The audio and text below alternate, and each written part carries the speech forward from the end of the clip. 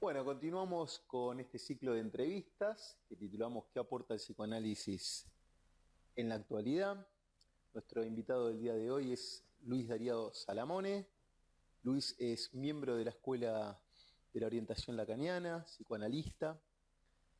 Así es que bueno, gracias por venir, Luis. Gracias a vos por la invitación. Eh, Escribiste un libro que es El amor es vacío. Decías una frase de Lacan que te llevó a hacer un recorrido, ¿no? A través de los escritos, de tus escritos. Sí, en realidad es un escrito que compila diferentes textos que había escrito sobre la temática del amor y el título me pareció interesante. Es un título que está sacado de la obra de Jacques Lacan, cuando él trabaja la cuestión del amor cortés, que es algo muy interesante para plantear lo que es la cuestión del amor. Él llega a esa conclusión, que el amor cortés lo que nos muestra es algo que es inherente a la problemática del amor, y es que el amor es vacío. El amor cortés es una práctica amorosa que florece en la Edad Media, en la cual el caballero se iba a las cruzadas y quedaba la dama en el castillo, y un, un joven célibe, soltero, se acercaba a ella y le cantaba canciones de amor, ¿eh? Es lo que se Mm, conoce como el trovador, ¿no? O el juglar. Se establecía todo un código en el cual había un acercamiento, y en principio no había un encuentro en sí, un encuentro sexual. Después, con los años, eso fue evolucionando, por supuesto, pero había una práctica de amor sin la relación. Entonces, de esa manera ponía en juego algo que es inherente a la cuestión del amor, que es que no hay una relación entre los mm. sexos, ¿no? Y eso lo mostraba de forma patente el amor cortés. Por eso Lacan lo explora, lo estudia, y llega a esa conclusión y lo hace extensible a la problemática del amor, como que hay algo del no encuentro entre los amantes, que más allá de que haya un encuentro en el campo de lo sexual, siempre está presente. Y el amor viene como a velar eso, ¿eh? Por eso el amor tiene esa característica de ser una experiencia que se monta en un vacío. Bien. Bueno, pensaba lo epistolar hasta, ¿no? Como son, hasta Freud, ¿no? En su propia obra y la creación que fue realizando era, ¿no? Epistolar también. Era a través de cartas que escribía con, con sus amigos, pero algo de los tiempos, ¿no? Y pensaba en los tiempos, en la actualidad, en cómo, tal vez como para pensar la época actual, eh, y no sé, pensar cómo podemos pensar este entrecruzamiento en la época actual y el psicoanálisis con respecto al amor.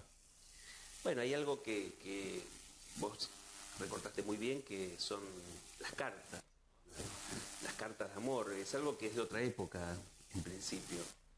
Es algo que da cuenta bien de esta paradoja que planteábamos, como una carta se dirige a un objeto que está ausente, precisamente. Hoy en día eso ha perdido vigencia. Hay cuestiones que la reemplazan y que muestran muy bien el cambio de época. El WhatsApp, por ejemplo, Mm, podría pensarse como una escritura. Muchas veces eso está en juego a partir de algo del orden del amor que quiere expresarse, pero es algo de otro orden, es algo instantáneo, es algo que llega instantáneamente, no hay un recorrido, no hay una distancia, ¿no?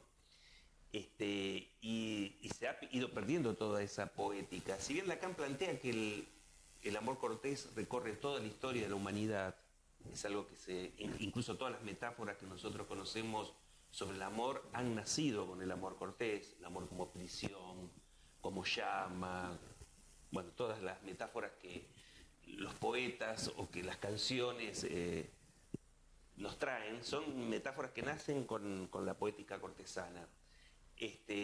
Pero hoy en día la realidad es otra, digamos, ¿no? Hay algo más ligado que al amor, que es algo que implica todo un recorrido, una vuelta, una puesta en juego muchas veces, por ejemplo, en las cartas, en términos de cuestiones que se juegan, que se expresan a partir de palabras. Hay una decadencia de alguna manera de toda esa cuestión en esta época a partir de lo que es la necesidad o el empuje, como lo decimos nosotros, de una inmediatez del goce, digamos, ¿no? Entonces, desde muchos lugares de la filosofía, de la sociología, lo que nosotros leemos hoy en día es que se plantea una caída, lo voy a poner en términos de, por lo menos el último teórico que ha surgido del asunto, que es Byung-Chul Han, un filósofo surcoreano. Él escribe un libro que se llama La agonía del amor, ¿no? Y plantea que es una época donde precisamente se da una decadencia, y lo plantea en términos que son muy ligados a lo que ya ha sido señalado por Jacques Alain Miller y por Éric Laurent en su seminario El otro que no existe y su comité de ética. Plantea que esta decadencia del amor tiene que ver con una caída del otro. Es una época donde lo que se juega es mucho esto que llamábamos un goce, que se da en el plano más bien del autoerotismo, ¿eh? O si ustedes quieren, existe más la predominancia del amor narcisista, y esto hace que, bueno, el otro no se tenga tanto en cuenta, y para amar es necesario el otro. Y para amar también es necesario hacerlo a partir de la falta. Esta es Lacan ha producido una definición muy interesante del amor que es muy conocida, pero que es bastante, como todas las definiciones que nos puede dar Lacan, es bastante enigmática, es necesario descifrarla, que es: amar es dar lo que no se tiene a alguien que no es. Y eso está puesto en jaque en esta época. Dar lo que no se tiene, o sea, vamos a explicarlo un poquitito. Dar lo que no se tiene, uno puede pensar que amar es dar, hasta ahí está todo muy bien, pero ¿cómo dar lo que no se tiene? Dar lo que no se tiene ya pone en juego algo de la imposibilidad. Dar lo que no se tiene, por un lado, tiene un aspecto ilusorio, imaginario, porque por más que yo no lo plantee en esos términos, y por más que uno diga estoy advertido de la imposibilidad de completar al otro, siempre cuando uno se enamora, algo del intento de completar al otro se juega. Y también algo de esa imposibilidad. Entonces, esa frase encierra esta cuestión: dar lo que no se tiene. Por un lado, está mi intento de completar al otro, mi ilusión y de ser completado, y a la vez está esa imposibilidad. Pero esa imposibilidad hay que poderla transmitir, hay que tener para poder sostener una práctica amorosa digna, digámoslo así, una relación interesante con la pareja, cosa que está puesta en jaque en este momento, digamos, ¿no? Y la otra parte de la frase, dar lo que no se tiene a alguien que no es porque en general no coincide precisamente con esa expectativa que en el fondo no tiene nada que ver con el otro, tiene más que ver con lo que uno pone en juego, digamos, ¿no? Y bueno, el psicoanálisis tiene que ver con eso, permite de alguna manera una práctica que es del amor, porque también está montado en su estructura misma, no solo, como se dice siempre, en la dimensión de la palabra, sino también en la dimensión del amor. Bien, pensaba, Luis, cuando te escuchaba, ¿no? Si en los encuentros, ¿no? Cómo se van dando ciertos desencuentros frente a esta imposibilidad que vos situás de completar al otro, y cómo podría ir respondiendo cada uno, ¿no? Es que el desencuentro es lo primario, digamos, ¿no? El amor es algo que viene a velar precisamente, vamos a llamarlo así, el desencuentro entre los sexos. Es algo que a veces se produce incluso a partir de un malentendido. De un malentendido de uno que pone en juego cuestiones que tienen más que ver con uno que con el otro. Y entonces tiene esa dimensión, por un lado, de engaño. Y por otro lado, viene a velar el desencuentro entre los sexos y de esa manera permite un acercamiento. No permite que haya una relación, pero sí permite que por lo menos haya un acercamiento. Por eso siempre me gustó pensar, como lo plantea Gustavo Cerati en algún tema, el amor es una suerte de puente, digamos, ¿no? No solamente entre dos seres que están, como dice Lacan, exiliados, ambos están exiliados de la relación sexual. Entonces permite un acercamiento y también permite, me parece, podemos pensarlo así, establecer un puente entre lo que es del orden del campo del deseo y lo que es del orden del campo del goce, ¿no? Es algo que permite que lo que deseamos nos genere una satisfacción. Entonces, en ese sentido me parece que podemos pensarlo de esa forma, ¿no? Como un puente. Y no hay que tener, digamos, una lectura solo pesimista o crítica. Es algo del orden de lo necesario para que ese encuentro, que es un desencuentro en el fondo, por lo menos permita dejarnos algo, digamos, ¿no? Porque hay algo que planteaba Freud, que también es muy interesante, que si no amamos, nos enfermamos. Amamos para no enfermarnos y después nos enfermamos del amor, digamos, ¿no? Sería una cuestión de ese tipo, porque no amar implica un encierro narcisista y toda satisfacción que se pone en juego en esa vertiente termina resultando peligrosa. Conocemos el mito de Narciso, que termina precipitándose por un amor a sí mismo en lo que es su propia muerte. Es decir, que el goce, cuando permanece encerrado, empieza a tener una vertiente tanática, digamos, se pone en juego, porque Eros no es sin Tánatos. Entonces hay una lucha permanente entre una cosa y la otra, y el amor a sí mismo da lugar a eso, da lugar a que se abra una vertiente tanática, digamos, ¿no?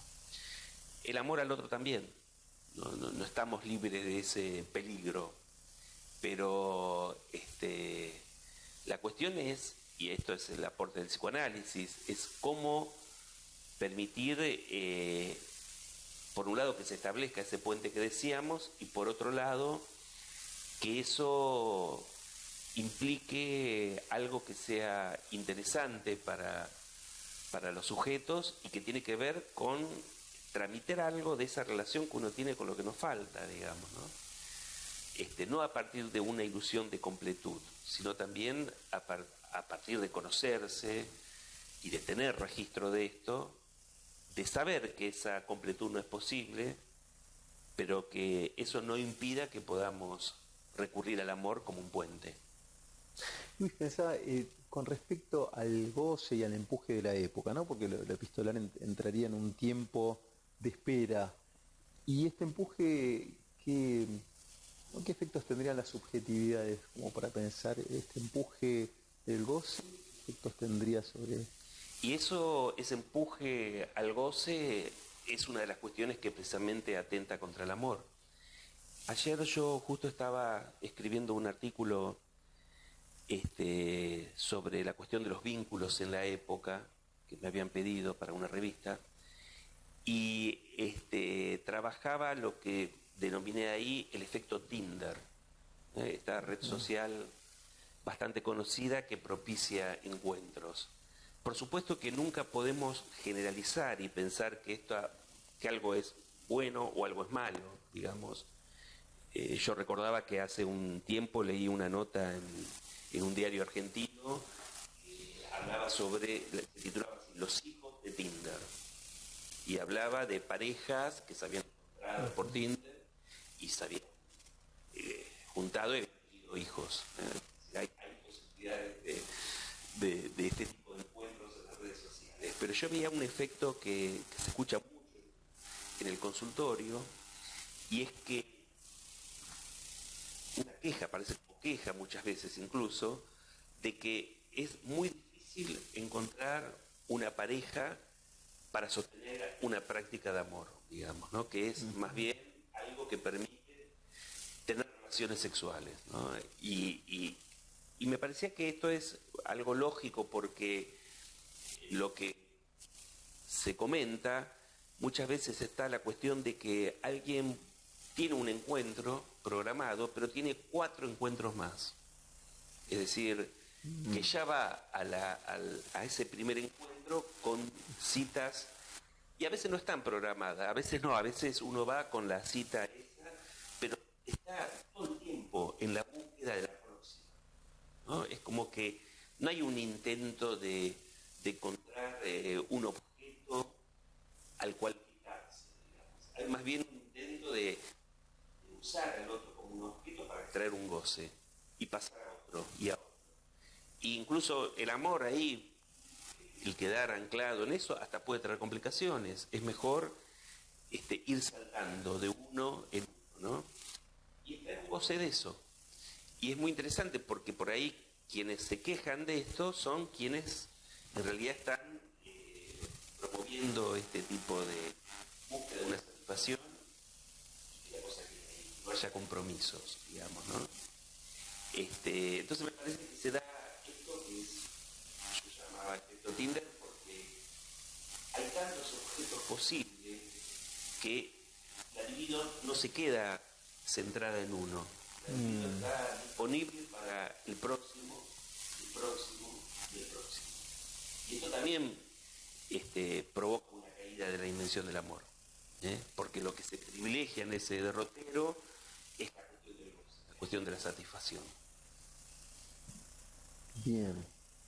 Sí, pensaba, ¿no? Como ya de Freud planteaba como que, ¿no? En su época, que el amor maduro sería la convergencia entre el deseo, el amor y el goce, ¿no? Lo planteaba como un ideal, había un cierto pastoral de lo que era, pero al plantear esto me parece que también planteaba esto que vos vas situando en la época también, esta divergencia que se da entre el goce, el amor, ¿no? Sí, Freud ya planteó esa divergencia y la puso como algo bastante generalizado, sobre todo en los hombres, donde pueden desear por un lado y amar por el otro. Hay una separación. Esto es muy común en lo que nosotros conocemos como neurosis obsesiva. Y uno podría esperar que la solución a eso sea cierta convergencia, pero vos lo dijiste muy bien. No hay que tenerlo eso como ideal.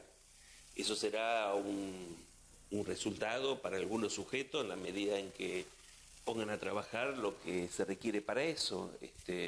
No es algo muy simple de conseguir. Y no es algo que pertenece solamente a esta época. Me parece que también hay que tener cuidado con las lecturas que se hacen del amor en la modernidad, de pensar que hay como... Es verdad que hay una caída, una deflación, todo lo que nosotros tratamos de proponer, pero no hay que pensar que antes la situación era ideal, por un punto de vista. No todo el mundo era poetas cortesanos, y aparte los poetas cortesanos tampoco tenían mucha satisfacción en lo concreto, digamos. Lo que sí nosotros exploramos son las características que tienen esta época, ¿no? Sin tener una lectura ni demasiado pesimista ni demasiado optimista, porque estaríamos de esto que vos llamabas un ideal, digamos, ¿no? Estaríamos en relación a un ideal o en relación a la caída de ese ideal. Hay algo que es muy interesante, y es cuando el amor, como vos decías, el deseo y el goce pueden llegar a encontrar un punto de unión. Pero yo en alguna oportunidad he planteado esto como una posibilidad a partir del devenir de un análisis, y hay quienes me miraban con recelo, no estaban muy de acuerdo en que esto fuera posible. Creo que es difícil, que puede producirse, y hay que ver por cuánto tiempo, ¿no? Esa es otra cuestión, no hay que ser idealista tampoco en relación a la proyección del asunto, ¿no? Está muy bien. Vos hablabas ahora del tiempo y estaba esta frase que está ya caduca, ¿no? Pero era que el amor era para toda la vida o que el casamiento era para toda la vida. Y después hablabas vos de tal vez un encuentro. Sí, yo no sé si está tan caduco lo del amor para toda la vida. Yo creo que siempre cuando hay un encuentro amoroso, en el sentido clásico, digo, del asunto, ¿no? Que siga habiéndolos, siempre sobrevuela también eso como ilusión, si queremos, pero una ilusión necesaria que es para toda la vida. Y sigue habiendo promesas, y sigue habiendo incluso esa intención. El tema, y en esto creo que es más interesante cómo se juega la dimensión hoy en día, que en otro momento, por empezar, el amor no estaba pensado como algo que era propio del matrimonio. Contrariamente a lo que nosotros suponemos, es algo bastante moderno. De hecho, hacíamos referencia al amor cortés, donde la práctica del amor surgía por fuera del matrimonio, y los matrimonios se realizaban por alianza, conveniencia. Eso aparece posteriormente, la idea del amor en el matrimonio. Y ahora lo que se da es que cuando el amor se acaba, antes permanecían ligados eternamente, pero ya no había ahí el campo de la sexualidad puesto en juego, sino que había otras relaciones quizás.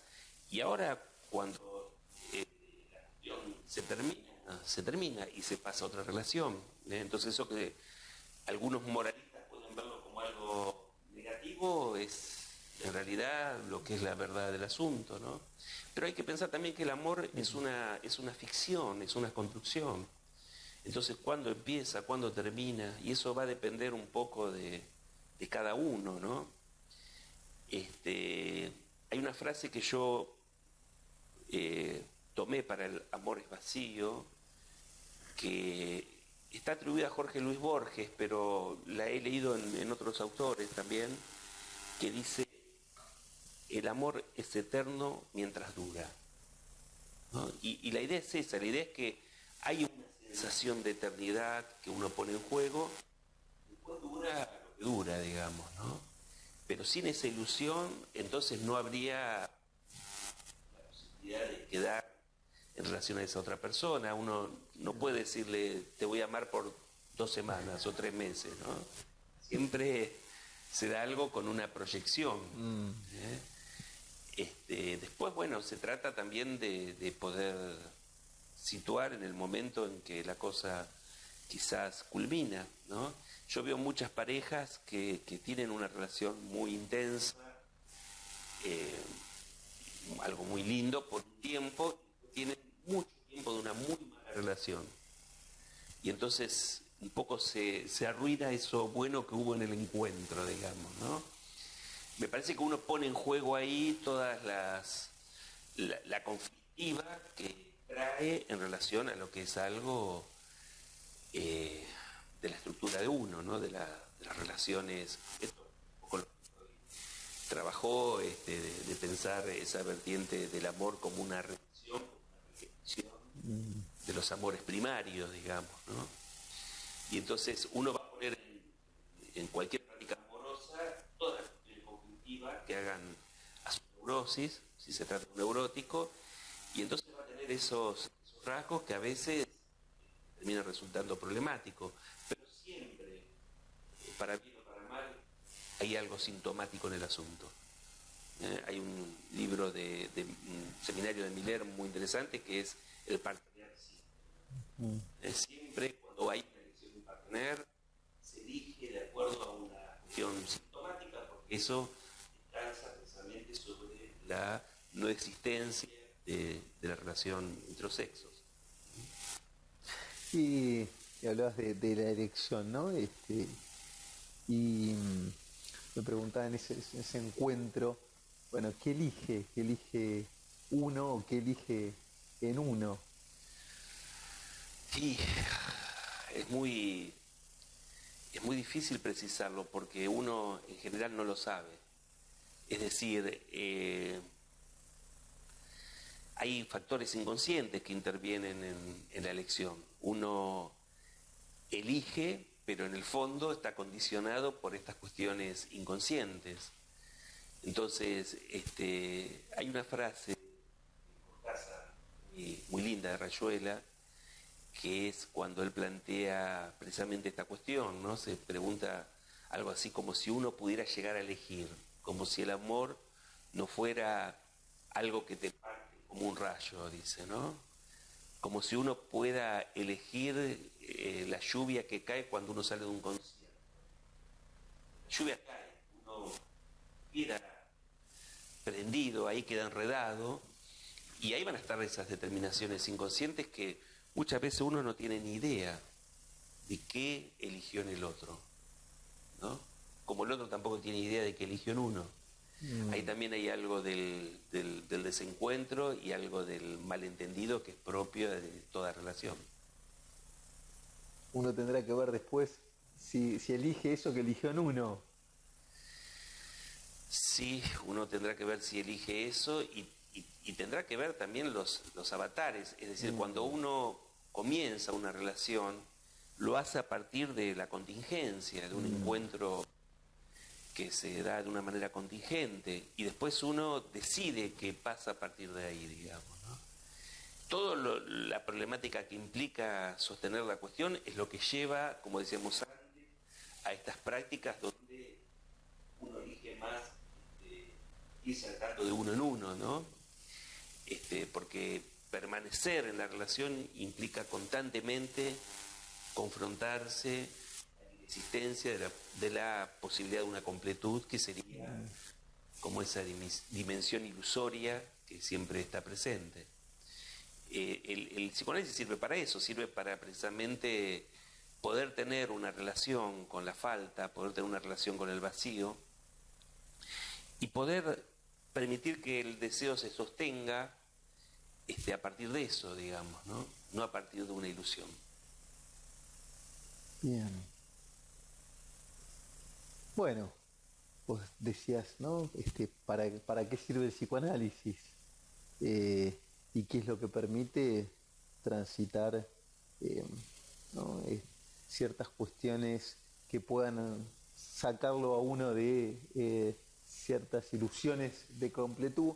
Y pensaba si el amor, ¿no? De atravesar, ¿no?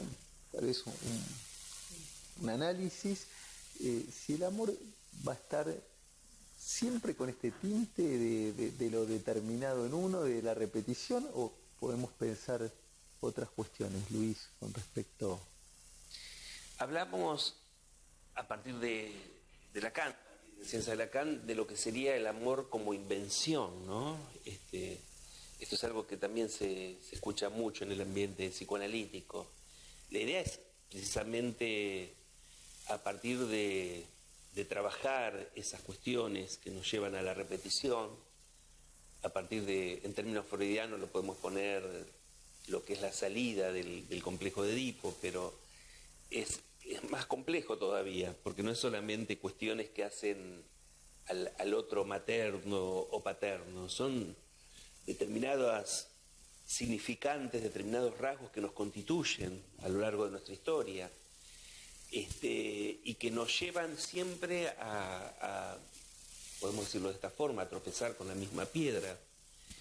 Entonces uno puede en el análisis conocer esa piedra con la cual tropieza, conocer esos caminos que siempre insisten y que no lo conducen al puerto deseado, y a partir de eso, desprendido de eso, podemos decirlo, estar abierto a un encuentro con un vacío que realmente permita algo diferente, ¿no? Y que uno pueda ahí inventar otra cosa, que no sea solo a partir de las determinaciones, que no sea a partir de lo que serían las cuestiones edípicas, digamos, ni las cosas que nos condicionaron, ni las formas en que se nos condicionó a partir de cierta contingencia y de ciertos encuentros con el goce que a veces pueden resultar traumáticos, ¿no?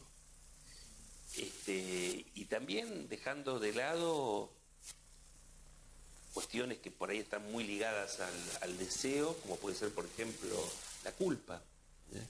Un análisis es un proceso muy complejo porque pone en juego muchísimos factores que se trabajan, digamos, ¿no? Y lo podemos decir de una manera simple, pero hay varias cuestiones a desplegar, digamos. No sé si eso... Pero me parece muy interesante lo que vos situás, ¿no? Que más allá de una impronta de destino y un tropiezo con la misma piedra, hay una invención posible. Bueno, es la apuesta, ¿no? Bueno, Luis, te agradezco que hayas venido. Me parece que es como también decías en un momento, ¿para qué sirve el psicoanálisis? Y me parece que en lo que fuiste recorriendo nos dejás también unas de luz como para seguir pensando cómo continuar el recorrido. Así que te agradezco que hayas venido al programa. Vamos a continuar con otros invitados también recorriendo este interrogante que es ¿qué aporta el psicoanálisis en la actualidad? Gracias por venir, Luis. Bueno, Walter, gracias a vos por la invitación. Bueno.